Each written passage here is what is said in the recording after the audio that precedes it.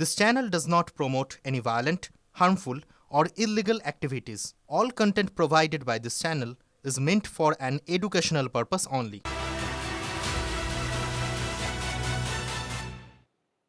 গোটা রাজ্য যার জন্য অপেক্ষা করছে সেই দিন আগামীকাল চূড়ান্ত তালিকা প্রকাশ হবে, কিন্তু এরপরে সাপ্লিমেন্টারি বেরোবে, সেটা আগেই বলে দেওয়া হয়েছে। কিন্তু আগামীকালের তালিকায় প্রায় 7 কোটি 8 লক্ষের নাম থাকবে এবং 3টে ভাগে তালিকা দেখা যাবে: মীমাংসিত, অমীমাংসিত এবং বাতিল। শনিবার যে তালিকা প্রকাশ করবে নির্বাচন কমিশন, তাতে অ্যাডজুডিকেটেড হিসেবে তালিকায় থাকবে 60 লক্ষের নাম। তথ্যে অসঙ্গতি থাকা ভোটারদের নাম থাকছে 28-এর তালিকায়। আরও একবার আপনাদের বলি, তথ্যে অসঙ্গতি আছে এমন ভোটারদের নামও এই তালিকায় রাখা হচ্ছে। অসঙ্গতির নিষ্পত্তি যতক্ষণ না হচ্ছে ততক্ষণ এই তালিকায় থাকা ভোটাররা তারা অমীমাংসিত হিসেবেই দেখানো হবে এবং তারা ভোট দিতে পারবেন না। নাম দেখা যাবে কমিশনের দুটো ওয়েবসাইটে। ওয়েবসাইট দুটো আপনাদের বলি, eci.gov.in এবং ceowestbengal.wb.gov.in। এই দুটো সাইটে দেখতে পারবেন আপনারা আপনাদের নাম কোন তালিকায় আছে। 3টে বিভাগে এই তালিকা বের করবে কমিশন। একটা হচ্ছে মীমাংসিত, একটা অমীমাংসিত হিসেবে থাকবে এবং বাতিল। এই 3টে ভাগে নাম বেরোবে। শনিবার এই তালিকা প্রকাশ করবে নির্বাচন কমিশন। সেখানে 60 লক্ষ নামও থাকবে যাদেরকে অ্যাডজুডিকেটেড এই মর্মে দেখানো হবে। মূলত তথ্যে অসঙ্গতি থাকা ভোটারদের নাম এই তালিকায় রাখা হচ্ছে। আর যারা অমীমাংসিত এই তালিকায় যারা থাকবেন তারা ততক্ষণ ভোট দিতে পারবেন না যতক্ষণ না তাদের মীমাংসা হচ্ছে।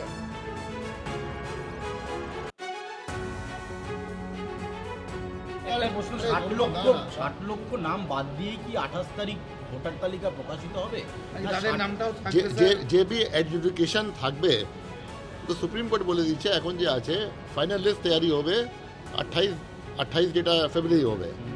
এরপরে যখন পর্যন্ত নোটিফিকেশন হবে না ইলেকশন, যত কেস এডজুডিকেশন হয়ে যাবে আর যে ক্লিয়ার হয়ে যাবে ওরা deem to be part of final list আছে। মুখ্যমন্ত্রী বলছেন 1 কোটি, আর যেগুলো হবে না স্যার তাদের পাশে কিরকম এডুকেশন কিছু এরকম লেখা থাকবে, ম্যাডাম কিছু ভাবে থাকবে।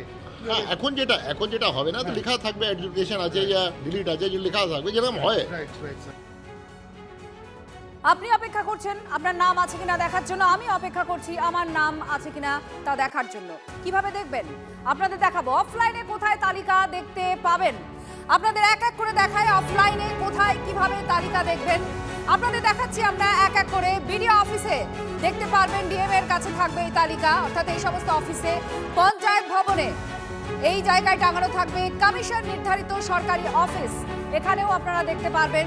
আর তার সঙ্গে সঙ্গে আরও বেশ কয়েকটি গুরুত্বপূর্ণ তথ্য আপনাদের আমরা দিতে থাকবো। আপনারা দেখলেন কোথায় কোথায় আপনারা দেখতে পারবেন, কোন কোন অফিসে আপনি তালিকা দেখতে পারবেন। এবার অনলাইনে দুটো অ্যাড্রেস আপনাদের আগেই বলেছি, সেই অ্যাড্রেসে আপনারা পাবেন। কিন্তু কিভাবে খুঁজবেন, এপিক নম্বর না থাকলে কিভাবে খুঁজবেন নাম, সেটা আপনাদের দেখাচ্ছি। তালিকা কিভাবে দেখবেন দেখুন, এপিক নাম্বার দিয়ে সার্চ করবেন, খুব স্বাভাবিক। এপিক নাম্বার আমাদের প্রত্যেকের আছে, সেই নাম্বারটা দিলে আপনি সার্চ করবেন। আর ফোন নাম্বার দিয়েও সার্চ করা যাবে, মানে যেটা এপিকের সঙ্গে আপনি যে ফোন নাম্বারটা অ্যাটাচ করে রেখেছেন সেটা দিয়ে পাবেন। মা বাবার নাম দিয়েও সার্চ করতে পারবেন, ম্যাপিং হয়েছে মা বাবার নামে, সেই মা বাবার নাম দিয়েও সার্চ করতে পারবেন।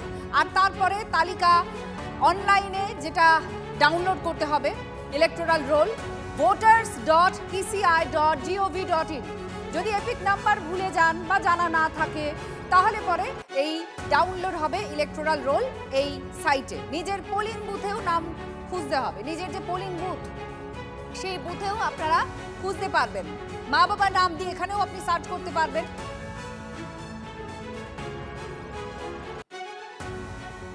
এই সমস্ত থাকছে। আর তালিকার নাম, তালিকায় যদি নাম না থাকে তাহলে কি করবেন?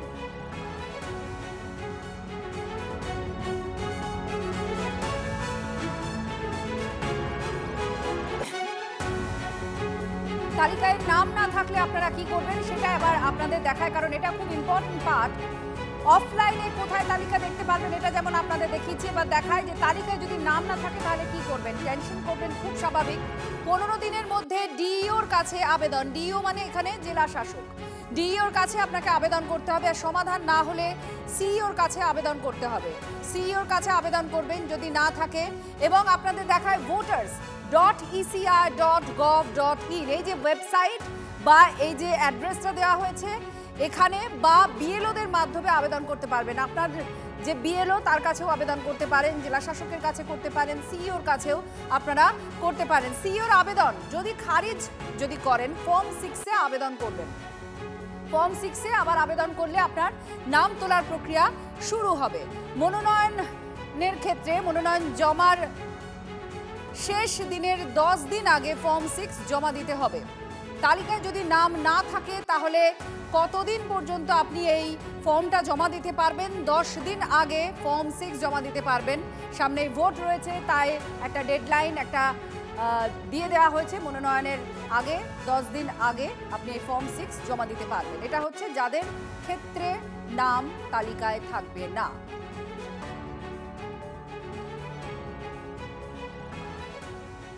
ওরা যদি কাউকে না জানিয়ে শুধু বিজেপির কথা শুনে বৈধ ভোটারদের বাদ দিয়ে রেখে দেয় তো তাদের তো ভোট দিতে হবে।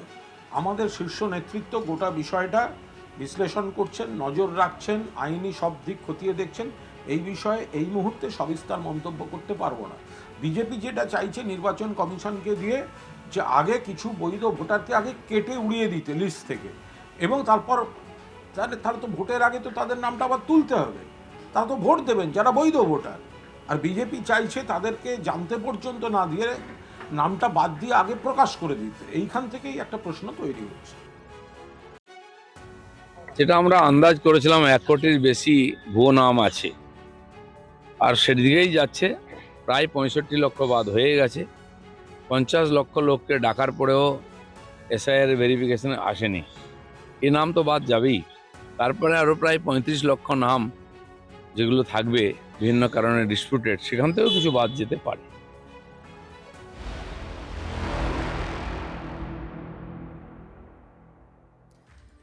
এই তালিকা যখন বেরোবে তারপরে অশান্তি হবে কি, এরকম একটা প্রশ্ন আছে। কিন্তু আশঙ্কা তৈরি হয়েছে যে অশান্তি হলেও হতে পারে।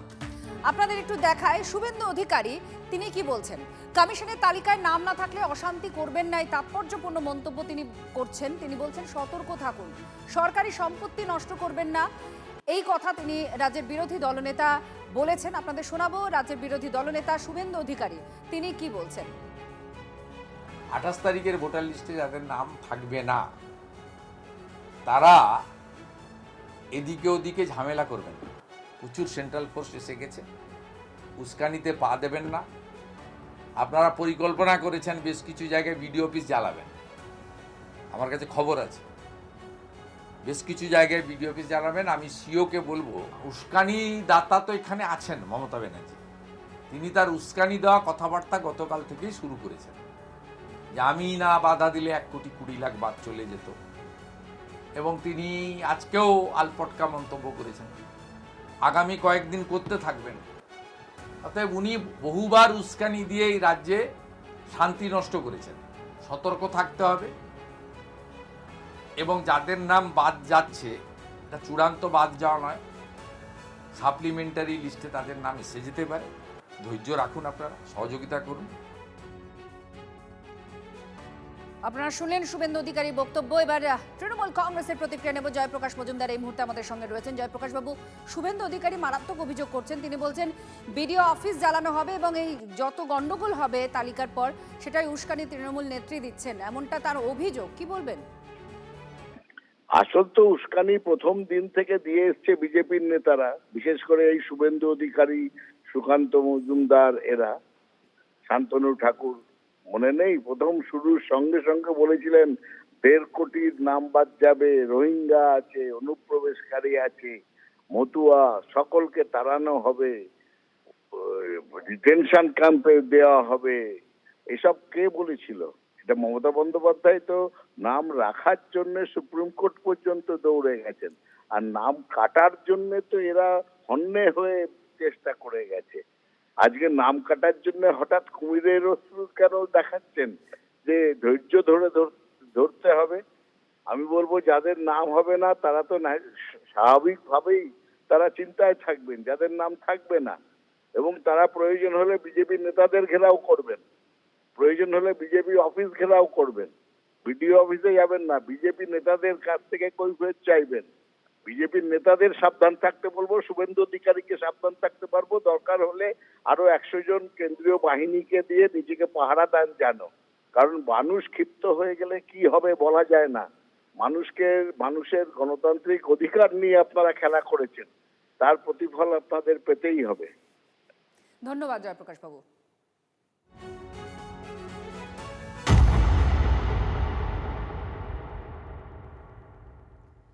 আর আজকের মধ্যে রাজ্যে কেন্দ্রীয় বাহিনী আসছে। কাল ভোটার তালিকা বেরোনোর পর রাজ্যে আইন শৃঙ্খলার অবনতি হলে সেই কেন্দ্রীয় বাহিনীকে জেলা প্রশাসন তারা ব্যবহার করতে পারে বলে সিইও তরফ থেকে জানানো হচ্ছে। হাইকোর্টের প্রধান বিচারপতি মুখ্য সচিব ডিজিপির সঙ্গে বৈঠকের পর একথা সিইও মনোজ আগরওয়াল জানিয়েছেন। সবচেয়ে বেশি 14 কোম্পানি কেন্দ্রীয় বাহিনী মোতায়েন হবে পূর্ব মেদিনীপুরে, কলকাতা মালদায় 12 কোম্পানি করে। ভোটের আগে মোট 480 কোম্পানি কেন্দ্রীয় বাহিনী আনা হচ্ছে। জেলা প্রশাসন ব্যবহার করতে পারবেন এই সমস্ত কেন্দ্রীয় বাহিনীকে। এসআইআর এর পরে কোনো অশান্তি, তালিকা চূড়ান্ত হওয়ার পর, চূড়ান্ত তালিকা প্রকাশের পর যদি কোনো গন্ডগোল হয় বা অশান্তি হয় তাহলে তা মোকাবিলার জন্য কেন্দ্রীয় বাহিনীকে জেলা প্রশাসন ব্যবহার করতে পারে বলে সিইও জানাচ্ছেন। আপনাদের দেখাচ্ছি আমরা পুরো রাজ্য জুড়ে জেলাওয়ারি কত কোম্পানি কেন্দ্রীয় বাহিনী মোতায়েন করা রয়েছে। দেখুন, মুর্শিদাবাদে 8, ব্যারাকপুরে 9, তাছাড়া কলকাতায় 12 কোম্পানি বাহিনী দেওয়া হয়েছে। পূর্ব মেদিনীপুরে 14 কোম্পানি কেন্দ্রীয় বাহিনী, মালদায় 12 কোম্পানি দেওয়া হয়েছে, দিনাজপুরে 10 কোম্পানি, কোচবিহারে 9 কোম্পানি। এরকমভাবে একাধিক জায়গায় দেওয়া হয়েছে। জঙ্গিপুর 8 কোম্পানি, হাওড়া গ্রামীণে 8 কোম্পানি কেন্দ্রীয় বাহিনী, পশ্চিম মেদিনীপুরের জন্য 7 কোম্পানি কেন্দ্রীয় বাহিনী, বীরভূমে 7 কোম্পানি কেন্দ্রীয় বাহিনী দেওয়া হয়েছে।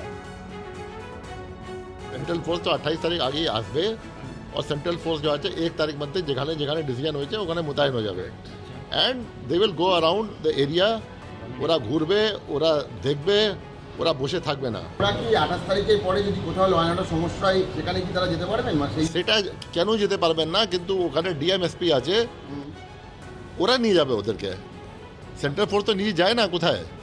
সেন্ট্রাল ফোর্স যেটা আছে যেখানে প্রয়োজন বোধ হবে ডিএমএসপি আর ল অ্যান্ড অর্ডার মেশিনারি, ওখানে নিয়ে যাবেন ওদেরকে।